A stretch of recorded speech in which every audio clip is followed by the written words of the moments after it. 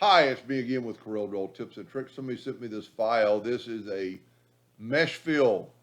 Pretty cool. He wants to power clip it into the circle. It won't power clip. Power clip just won't do it. It gives you that. So there's two ways we can do something. I'm going to make a copy of this so we can see it again what the original looks like.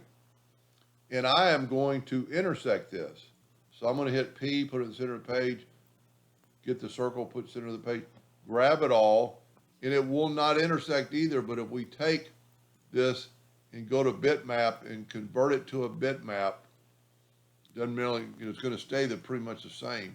But now you can see my bounding box is quite a bit bigger, and I'm going to hit P. Now my intersect tool will work.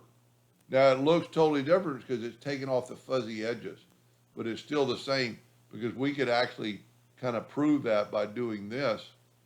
And see, I have to select the bitmaps big, go up to intersect, and see now you can still see the fuzzy edges of the item. Now the other way to do it, and I wish I would have left. Okay, here's the mesh. Let's try this. This is his original. Let's take the attribute eyedropper, take a sample of that and pour it into there. It does the same. It's not as neat, maybe.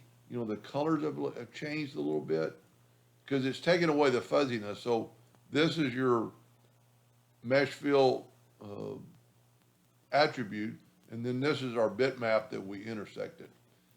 Both of them look pretty cool. It's just totally different look. It just will not power clip. Anyway, I hope that helped him a little bit. Thank you for watching.